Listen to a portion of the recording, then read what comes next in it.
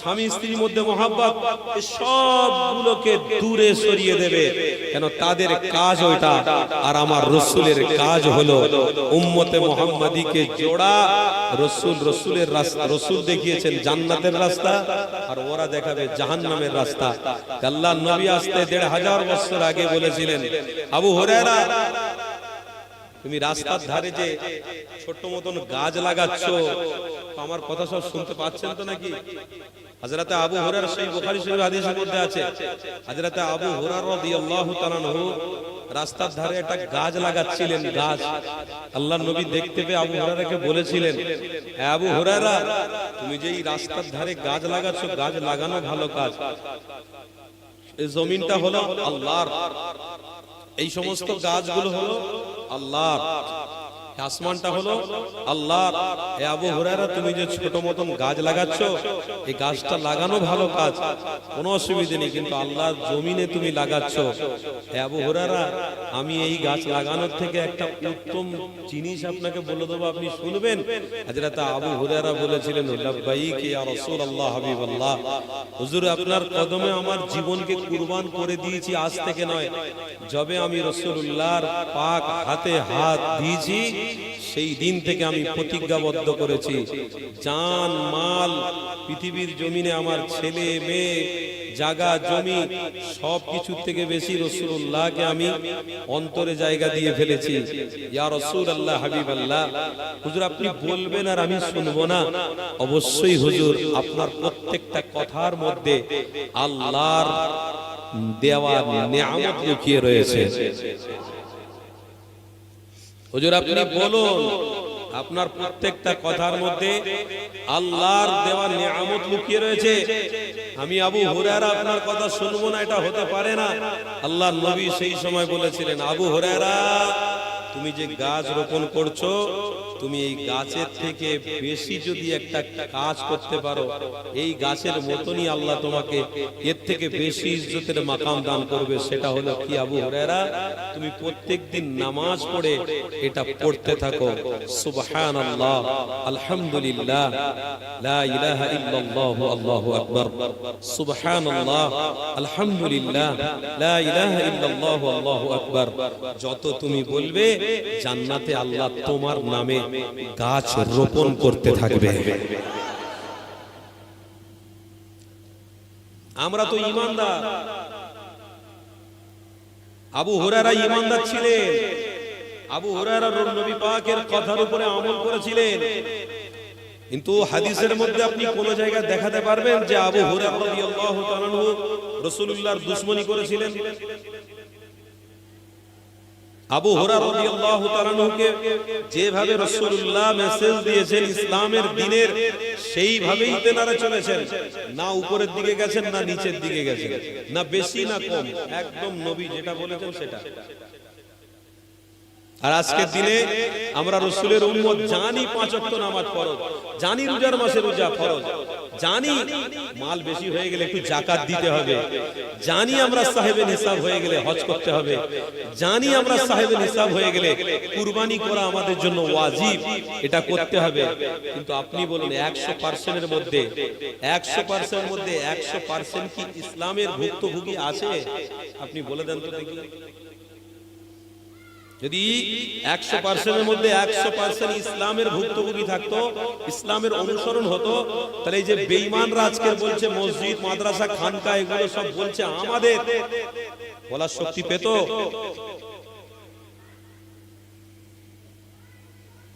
একটা ইমানদার যদি দাঁড়িয়ে পড়ে, 1000 বেঈমান যদি দাঁড়িয়ে পড়ে, ইমানদারের কাছে অর্থ আগে নয়, ইমানদারের কাছে ঈমানটা আগে। আর ঈমানদার যারা হবে, তাদের ভিতরে আল্লাহর রহমত, তাদের মধ্যে আল্লাহর রহমত থাকবে, তাদের সাথে আল্লাহর নিরাপত্তা থাকবে। একটা ঈমানদার যদি বেরিয়ে পড়ে, 1000 বেঈমান যদি বলে যে আমি ইসলামকে মিটাতে বেরিয়েছি, কোন বাপের তাকত নেই যে ইসলামকে মিটাতে পারবে। ইসলাম জিন্দা होता है हर करबला के बाद। करबला কাকে বলে? হযরত ইমাম হাসান আর হুসাইন যে শহীদ হয়ে গিয়েছিলেন, ওকে কারবালা বলে, ঠিক কথা, কিন্তু কারবালার শব্দ উত্তর আরেকটা আছে, শব্দের ব্যাখ্যা আরেকটা আছে কি, যত বান্দা আল্লাহ তার রাসূলের দিকে ধাবিত হবে, যত বান্দা শরীয়তকে মোহাব্বত করবে, শরীয়তের পথকে আঁকড়ে ধরে রাখবে, ওটাকেও বলে কারবালা, ওটাকেও বলে যুদ্ধ, ওটাকেও বলে মেহনত, ওটাকেও বলে মুশাক্কাত। এই মেহনত মুশাক্কাত কারবালা যার মধ্যে থাকবে, ইনশাআল্লাহ একদিকে ঈমানদার থাকবে, হাজার বেঈমানও কিচ্ছু করার ক্ষমতা রাখবে না। কেন? আল্লাহ নবী, দয়ার নবীকে আজ থেকে ১৫০০ বছর আগে আল্লাহ জানিয়েছেন, আল ইয়াউমা আকমালতু লাকুম দীনাকুম ওয়া আতমামতু আলাইকুম নি'মাতি ওয়া রাদিতু লাকুমুল ইসলাম দীনা। হাবিব, ইসলামটাকে আজকে আমি কমপ্লিট করে দিলাম, আনকমপ্লিট নয়। ওহী আসা বন্ধ করে দিলাম, নবীদের দরওয়াজা বন্ধ করে দিলাম। আল্লাহ নবীকে আল্লাহ বলছেন, ইসলামটাকে আমি আল্লাহ আমার মনোনীত বানিয়ে নিলাম। এবার আল্লাহর মনোনীত যদি ইসলাম হয়, আর ইসলামের প্রত্যেক কৃষ্টি কালচারের উপরে যদি আপনি থাকেন, বলুন আল্লাহর সাহায্য আসবে না আসবে না? কি গো বলুন না বাপ, কষ্ট পাচ্ছেন নাকি? আল্লাহর সাহায্য আসবে না আসবে না? আমার পশ্চিম বাংলার মানুষ শান্তিতে আছে না নাই? এত লক্ষ মানুষ এই পশ্চিম বাংলায়, 13 কোটি মানুষ বাস করে, তার ভিতরে 3.5 কোটি মানুষ শুধু মুসলমান আছে। রোজা রাখছে না রাখছে? আল্লাহর রহমত থাকবে না? অত সহজ? অবশ্যই থাকবে।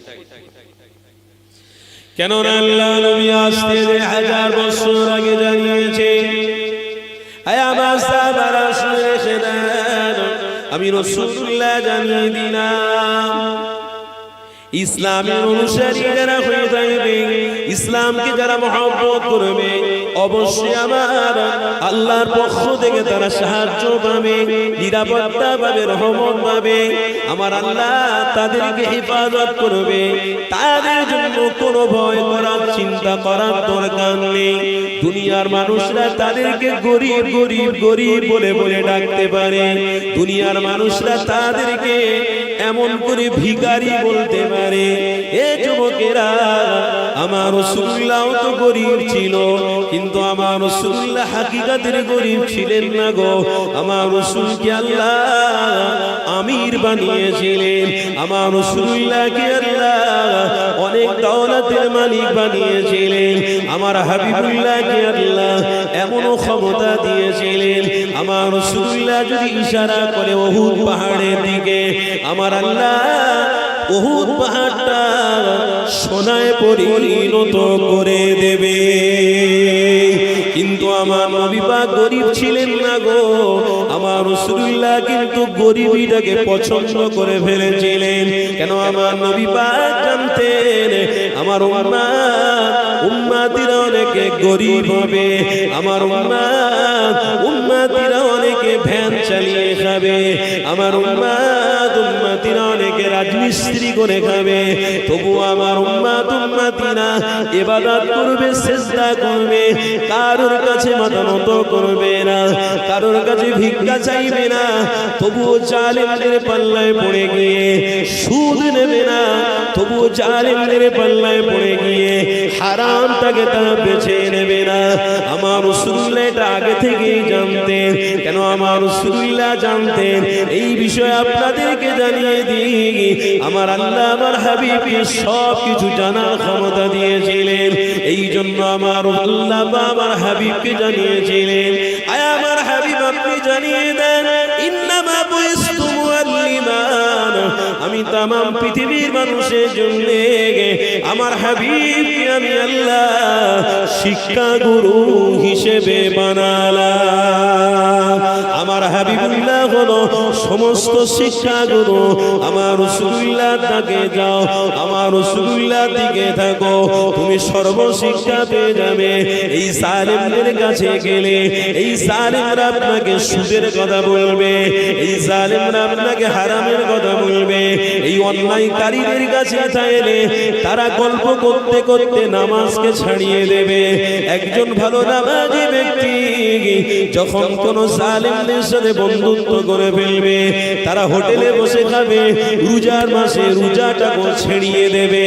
এ যুবক তরুণীরা, আমার রাসূলুল্লাহর প্রেমিকেরা, আল্লাহ নবী আসতে হাজার বছর আগে জানিয়েছিলেন, হে বাবা সাহাবারা, শরীয়তের খুঁটি হিসেবে রাসূলুল্লাহকে আল্লাহ পাক পাঠিয়েছে।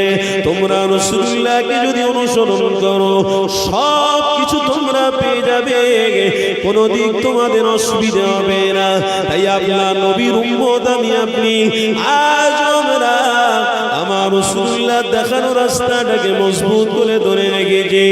এ যুবকেরা, তরুণীরা, তাই আল্লাহ কোরআনের মধ্যে জানাতে লেগেছে, ইয়া আইয়ুহাল্লাযীনা আমানুত্তাকুল্লাহা হাক্কা তুকাতিহ। আল্লাহ পবিত্র কোরআনে জানাতে লেগেছে, আয় আমার বিশ্বাসী বান্দারা, তাকওয়াওয়ালা ঈমান তোরা নিয়ে আয়।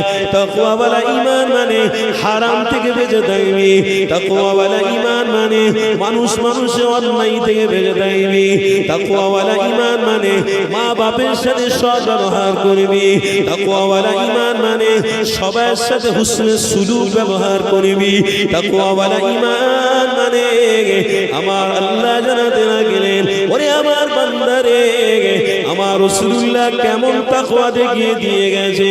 আমার হাবিবুল্লাহ জানকে বাজি রেখে হাজার হাজার বেঈমানদের সামনে দাঁড়িয়ে কথা বলতেছে, সাহস পেয়েছে। আমার রাসূলুল্লাহকে মারাও হয়েছে, আমার নবী পাকের রক্ত ঝরে গেছে, আমার নবী পাকের দাঁত মোবারক শহীদ করে দেওয়া হয়েছে। এটাকেই বলে তাকওয়াওয়ালা ঈমান। আমার নবী যখন শহীদ হতে পারে, আমার নবী যখন দাঁতকে শহীদ করে দিতে পারে, আমার নবী যখন রক্ত ঝরাতে পারে, আয় আমার উম্মতেরা, আমি যদি এত কষ্ট করতে পারি, আমি যদি এত মেহনত করতে পারি, তাকওয়া মানে আল্লাহকে রাজি খুশি করার জন্য করতে পারি, আয় আমার উম্মতেরা, তাই আমি রাসূলুল্লাহ শিক্ষা দিয়ে গেলাম, রোজার মাসে তোরা রোজাও রাখবি, হজ করবি, যাকাত দিবি, নামাজের সময় হয়ে গেলে নামাজ পড়বি, অন্যায়ের বিরুদ্ধে ছিলি আছিস থাকবি। এটা যদি তোদের মধ্যে থাকে, তাহলে তাকওয়া মানে আল্লাহর ভয় তোদের মধ্যে আছে। আর তাকওয়াওয়ালা ঈমান যাদের মধ্যে থাকবে, আমার আল্লাহ তাদের কাফনটাকে কবরের মধ্যে বরবাদ করবে না।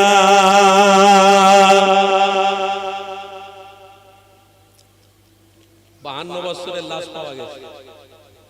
আমার কথা অসুবিধা হচ্ছে না? 52 বছরের লাশ পাওয়া গেছে, যেমন দাফন করা হয়েছিল আল্লাহ তার শরীরকে তেমনই রেখে দিয়েছে। ইনি তাকওয়াওয়ালা ছিলেন। দাদা হুজুর পীর কেবলার মেজর সাহেব, দাদা মেজর হুজুর পীর কেবলা, মানে মুরব্বী মানুষ সব দেখেছে। মেজর হুজুর পীর কেবলা আল্লামা হুজুর বসিরহাটের দরবারে গিয়ে তিনি লক্ষ লক্ষ মানুষের সামনে বলেছিলেন, এই বসিরহাটের মানুষেরা, আমি মেজলা হুজুর দেখতে পাচ্ছি কলবের চোখ দিয়ে রুহুল আমিন যেমন কবরে দাফন করা হয়েছিল আল্লাহ তেনাকে তেমনি রেখে দিয়েছে। উনি ছিলেন তাকওয়াওয়ালা। সাইফুদ্দিন হুজুর কেবলা, আমরা এটা সবাই জানি। হুজুর কেবলাকে দাফন করে দেওয়ার কিছুদিন পরে হুজুর কেবলার কবরটা ধসে গিয়েছিল।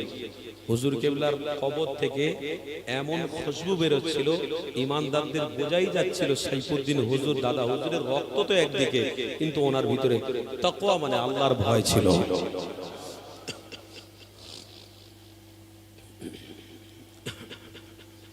ইরানের মধ্যে একজন মুহাজ্জির সাহেব, আমার শুনছেন তো কথা নাকি?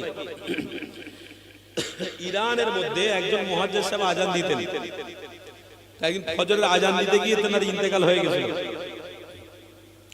ওই মুহাজ্জির সাহেবকে দাফন করে দেওয়া হয়েছিল। ওই মুহাজ্জির সাহেবকে দাফন করে দেওয়ার পরে ওই মুহাজ্জির সাহেবের কবর থেকে এক ধরনের খুশবু বেরোচ্ছিল। যখন কবর জিয়ারত করতে যায়, সবাই দেখে খবর পেয়ে ওই জায়গায় গিয়ে কবরের মাটিগুলো তুলে নিয়ে শুনছে, সব মাটিতে শুনছে খুশবু নেই। যে মুহাজ্জির সাহেব ইরানের, ওনার মাটিটা তুলে নিয়ে একটু নাকে দিয়েছে, খুশবু। মানুষজন আস্তে আস্তে করে ওই কবরের মাটিগুলো সব নিয়ে বাড়ির দিকে যেতে লেগেছে। বড় আফসোস, ওই মানুষগুলো কবরের মাটিগুলো বাড়ির দিকে নিয়ে চলে যাচ্ছে যে এক ফোঁটা মাটি হলো আমি বাড়িতে রাখবো, কেন আমার ঘরটা খুশবু হয়ে যাবে। নবীর কথা তো সত্য, আল্লাহ নবী আসতে ১৫০০ বছর আগে যে কথা বলেছিলেন সেটা সত্য হয়েছে। আল্লাহর ঘরের মেহমান একজন মুহাজ্জির, তার ভিতরে তাকওয়া ছিল। আজান দিতে দিতে ইন্তেকাল করাতে আল্লাহ দেখিয়ে দিয়েছে যে আমার রাসূলের হয়ে যাবে। আমি আল্লাহ অবশ্যই তার মৃত্যুর পরেও দেখিয়ে দেব তাদের ভিতরে তাকওয়াওয়ালা ঈমান ছিল, তাদের ভিতরে তাকওয়া ছিল। লা খাউফুন আলাইহিম ওয়ালা হুম ইয়াহজানুন, আল্লাহর ভয় ছিল। আজকে রোজার মাসে আমরা রোজা পেয়েছি, আমাদের ভিতরে যদি তাকওয়াওয়ালা ঈমান থাকতো, আলহামদুলিল্লাহ। এই রাধানগর এত বড় গ্রাম, তো হাজার হাজার মানুষ এখানে জড়ো হয়ে যেত। তাকওয়াওয়ালা ঈমান বলতে আমাদের যে একটা মন মানসিকতা, যে প্রেম ভালোবাসা, এটা কিন্তু আমাদের কিছু মানুষের আছে। ১০০% মানুষ থাকলে 65% আছে, আর বাকি তাকওয়াওয়ালা ঈমান নেই। করতে হয় করে। এক শিয়াল দাঁড়িয়ে সব শিয়াল ঠান্ডার সময় হু করে ডাকে। একজন নামাজ পড়তে আসলে, দুজন নামাজ পড়তে আসলে খবর যাবে যে নামাজের পরে এক জায়গায় খাওয়া দাওয়ার ব্যবস্থা হয়েছে মসজিদে। তখন আস্তে আস্তে করে যখন 10 জন 20 জন আসছে, তখন আমিও যাই, সেও চলে আসে। এরকম ঈমান তো আল্লাহর দরবারে কবুল হবে না। এই রকম ঈমান তৈরি করুন যে নবী আমার তাকওয়াওয়ালা ঈমান দেখিয়ে দিয়ে গেছেন। রোজার মাসেও রোজা রেখেও যে জাতি এক মাস কাটাতে পারে, ওই জাতিকে কোনোদিন তাকওয়া থেকে কোনো বেঈমান সরাতে পারে না। কেন? আবু বকর সিদ্দিক এমন একটা রাসূলকে মহব্বত করেছিলেন যে আবু বকর বলেছিলেন, জীবন যদি তোরা আমার নিয়ে নি, জান যদি দিতে হয় আমি দিয়ে দিতে রাজি আছি, কিন্তু আমার ভিতরে যে তাকওয়া এসে গেছে, আল্লাহর ভয় এসে গেছে, প্রত্যেকটা কাজে আমি আবু বকর না কারোর গীবত করতে পারবো, আমি আবু বকর না কারোর বিরুদ্ধে কথা বলতে পারবো, আমি আবু বকর সিদ্দিক না কোনো মানুষের মধ্যে বিভেদ লাগাতে পারবো। কেন? আমার মধ্যে রাসূলের আদর্শ লুকিয়ে রয়েছে। আমি আবু বকর তাকওয়াওয়ালা ঈমান অবলম্বন করেছি। আমি আবু বকর আল্লাহকে ভয় করি। প্রত্যেকটা কাজ যখন করি আল্লাহকে ভয় করি। এক কথায় লা খাউফুন আলাইহিম ওয়ালা হুম ইয়াহজানুন, আল্লাহর ভয় আমার অন্তরে আছে। আমি আবু বকর কোনদিন এটাকে মিটাতে পারবো না। কোন একটা ছোট্ট কাজ করে হলেও আমি আবু বকর এটাকে মিটাতে পারবো না। কেন? আমি আবু বকর আমার জান আর মালকে আল্লাহর দিকে সঁপে দিয়েছি। আল্লাহ কোরআনে বলেছেন, ইন্নাল্লাহা আশতারা মিনাল মুমিনিনা আনফুসাহুম ওয়া আমওয়ালাহুম বিআন্না লাহুমুল জান্নাহ। বান্দারে, তোদের ভিতরে যদি তাকওয়াওয়ালা ঈমান থাকে তো তোদের জান আর মালটা দিয়ে দে। গরিবী অবস্থায় তোরা আছিস, থাক। আমি আল্লাহ 500 বছর আগে বিনা হিসাবে আমি আল্লাহ তোদেরকে এই তাকওয়াওয়ালা ঈমান অবলম্বন করার জন্য জান্নাতটা তোদেরকে তওফা হিসেবে দান করে দেব। এটা তো আমাদের নৈতিক, এটা আমাদের দায়িত্ব, এটা আমাদের করতে হবে। হাজার আমরা শিক্ষিত থাকলেও, হাজার এই দুনিয়াবী শিক্ষা আমাদের কাছে থাকলেও, কিন্তু সবকিছুর থেকে বেশি প্রাধান্য আমাদেরকে দিতে হবে আল্লাহ তার রাসূলকে। আজকের আমরা তো ঘেবড়ে যাচ্ছি, আজ আমরা আস্তে আস্তে করে ভয়ে কম্পনিত হয়ে যাচ্ছি। আস্তে আস্তে করে আমাদের মুডটাকে, দিমাগটাকে আমরা চেঞ্জ করে ফেলছি। আরে ভাই, কেন চেঞ্জ করছেন আপনি? একটা কথা বলে দিই, শুনে রাখুন। অন্যদের কাছে টাকা আছে, পয়সা আছে, মুসলমানদের কাছে টাকা নেই, মুসলমানদের কাছে পয়সা নেই। তারা সব সময় টাকার বাহাদুরিটাই দেখায়। কারণ আমার পরে আরেকটা জাতি আছে, যে জাতিগুলোর কাছে কোটি কোটি কোটি কোটি টাকা আছে। আমাদের কাছে অত টাকা নেই। আমরা একটা দোকান কিনতে গেলে এর কাছে তার কাছে ধার ঋণ করে, আমরা একটা গাড়ি কিনতে গেলে এর কাছে তার কাছে ধার করে ঋণ করে, আমরা একটা ব্যবসার কিছু আসবাব কিনতে গেলে এর কাছে তার কাছে ধার করে, আরে আমাদেরকে সবাই গরিব বলতে পারে, হ্যাঁ আমরা গরিব, নবী তো গরিবী অবস্থায় কাটিয়েছেন, পছন্দ করেছেন। হ্যাঁ আমরা গরিবী অবস্থাটাকেই পছন্দ করে চলবো, চলতে চাই। তোদের টাকার গরম থাকবে, তোরা পয়সার গরম দেখাবি, আর আমরা গরিবী অবস্থায় কাটিয়ে এই জীবন কাটিয়ে দেবো, কোনো অসুবিধে নেই। কেন? রাসূলুল্লাহর হাতে জান্নাতের পানি আমরা পান করব। তাই দেখছেন না, একটা জাতি সবসময় টাকার গরম দেখাচ্ছে। তাদের কাছে টাকা আছে, আমাদের কাছে আমাদের কাছে পয়সা নেই, আমরা সবসময় চুপ থাকি। কিন্তু আমাদের পয়সা না থাকতে পারে, আলহামদুলিল্লাহ আমাদের ঈমান আছে। পয়সা আমাদের না থাকতে পারে, আমাদের কাছে ঈমান আছে। ঈমানটা যে আমাদের কাছে এটা আছে, এটা আমাদের জন্য সম্পদ। জোরে বলুন সুবহানাল্লাহ। বাবেরা নওজোয়ান তরুণেরা, আমার রাসূলুল্লাহ দিওয়ানারা, অবশ্যই ঈমান আমাদের আপনাদের মধ্যে রাখতে হবে। এটার উপরে আপনাকে আমাকে চলতে হবে। এ যুবকেরা, আমার রাসূলুল্লাহর প্রেমিকেরা, যদি আল্লাহ আমাকে আপনাকে 60 বছর হায়াত দান করে, এই 60 বছরে যদি রোজা আল্লাহ পাওয়ায়, রোজা অবশ্যই রেখে যাব, নামাজ অবশ্যই পড়ে পড়ে মরে যাব, অবশ্যই রাসূলের সুন্নাতের উপরে পালন করতে করতে চলে যাব। এ যুবকেরা, এটা আমাদের জন্য মূল সম্পদ, এটা আমাদের জন্য বড় ইহসান, এটা আমাদের জন্য বাজার, এটা আমাদের জন্য মাগফিরাত, এটা আমাদের জন্য আল্লাহর জান্নাতের রাস্তা। এ যুবকেরা, তরুণীরা, একটা হাদিস আমার মনে পড়ে গেল। এই তাকওয়ার উপরে কথা বলতে গিয়ে রোজার মাসে রোজাদারকে শুনিয়ে দিয়ে যায়। আমার আল্লাহই তো জানিয়ে দিয়েছে, আমার হাবিব আপনি জানিয়ে দেন, ইয়া আইয়ুহাল্লাযীনা আমানু কুতিবা আলাইকুমুস সিয়াম কামা কুতিবা আলাল্লাযীনা মিন ক্বাবলিকুম লাআল্লাকুম তাত্তাকুন। আমার হাবিব আপনি তাদেরকে জানিয়ে দেন, তারা যেন তাকওয়া অবলম্বন করে। তাকওয়া কখন অবলম্বন হবে? রোজার মাসে রোজা রাখলে 11টা মাস তারা খাওয়া দাওয়া যেমন করেছে, একটা মাস আমি আল্লাহর জন্য তাকওয়া অবলম্বন করবে। একটা মাস যখন রোজা হালাতে কাটাবে, অন্যায়ের বিরুদ্ধে থাকবে, হারামের বিরুদ্ধে থাকবে, মারামারির বিরুদ্ধে থাকবে। কেন আমরা রোজার মাসে মারামারি করি না? আমরা রোজার মাসে ভাই ভাইকে বড় ছোট কথা বলে আঘাত দিই না। এই রোজার মাসে কারোর বিরোধী করি না। কেন? আল্লাহ নবী জানা দিলেছে, আমি রাসূলুল্লাহ জানিয়ে দিলাম, খবরদার তোমরা কোনোদিন ভাই ভাইয়ের বিরুদ্ধে কথা বলতে যেও না। এমনকি রোজার মাসে রোজা রেখে কোনোদিন গীবত করতে যেও না, কোনোদিন চুগলি করতে যেও না। একটা হাদিস আমি পড়ছিলাম, বলতে বলতে এটা মনে পড়ে গেল, এই কথাটা আপনাদেরকে জানিয়ে দিই। আমার নবী পাক সাহাবাদের জানাতে লাগলো, আমার সাহাবারা, আমার আল্লাহ 2 শ্রেণীর মানুষের দোয়া কবুল করবেন না। আমার আল্লাহ 2 শ্রেণীর মানুষের ইবাদত কবুল করবেন না। কোন শ্রেণী? আমার রাসূলুল্লাহ জানাতে লাগলেন, আমার সাহাবারা, ওই শ্রেণী হলো, একটা দল হলো মিথ্যাবাদী, যারা মিথ্যা কথা বলে, যারা অন্যায় কাজ করে, যারা মিথ্যা কথা বলে, যারা হিংসা করে, যারা বিদ্বেষ করে, এদের তো আমি আল্লাহ কবুল করব না। আর একটা জাতির বিষয় বললে, আমার সাহাবারা, তারা যারা আল্লাহর সাথে শিরিক করে, ইন্না শিরকা লাযুলমুন আযীম, এটা হলো বড় অহংকারী, এটা হলো বড়ই গুনাহ, এটা হলো বড় খাতা।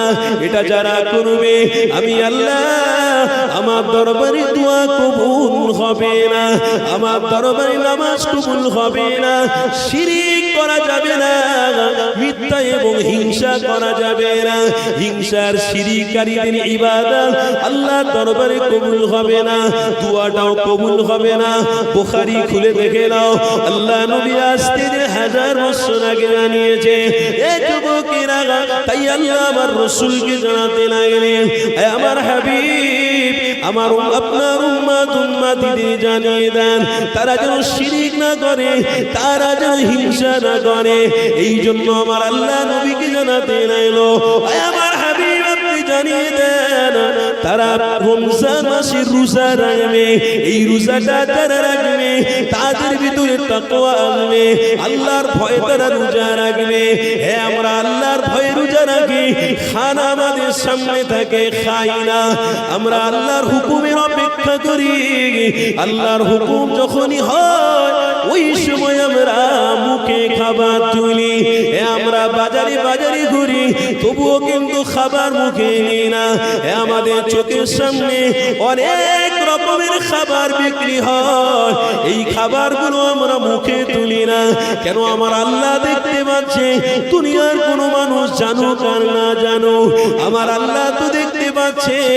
আমার আল্লাহ যদি এই রোজাটাকে কবুল করে নেয়, আমার আল্লাহ যদি রোজা কবুল যদি হয়ে যায়, অবশ্যই রোজার ওসিলাতে আমার আল্লাহর সাথে ৭০,০০০ পর্দা তুলে দিদার লাভ করা যাবে।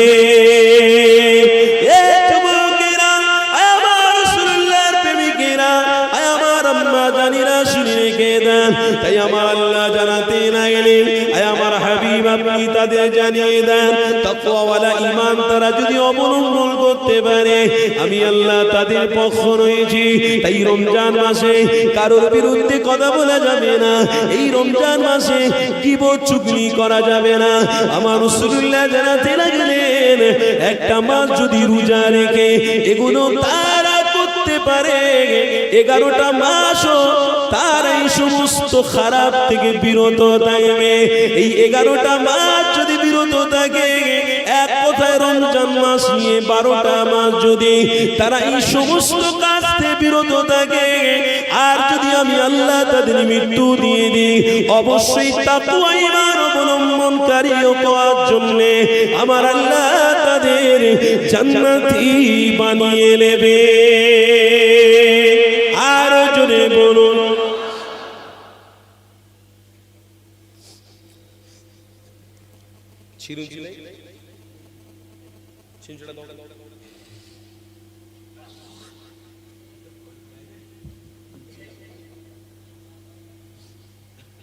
কি গো বাপ ভাইরা, কষ্ট হচ্ছে নাকি? হাদিস কোরআনের কথাই তো বলছি নাকি? এসব কথা শোনার আমাদের দায়িত্ব আছে না নাই? কোটি কোটি টাকা খরচা করে এক শ্রেণী কোটি কোটি টাকা খরচা করে সব কাজ করছে। আমরা তো দাদা হুজুর পীর কেবলার অনুসারী, আমরা এক একটা গ্রামে 1.5 লক্ষ 2 লক্ষ 3 লক্ষ টাকা খরচা করে ইমানি মাহফিল করি, তাবারুকের ব্যবস্থা করি। একটা শ্রেণী আছে তারা কোটি কোটি টাকা খরচা করে। কিসের জন্য করছে? আল্লাহকে খুশি করার জন্য। আর আমরাও এই রোজার মাসে সুন্দর একটা মাহফিল পেয়েছি, এটাও আল্লাহকে খুশি করার জন্য। তাই এই সমস্ত কর্মকাণ্ড আমাদেরকে করতে করতে মরে যেতে হবে। যে এই কাজের উপরে থেকে মরবে, আরে ব্যবসার উপরে থেকে নয়,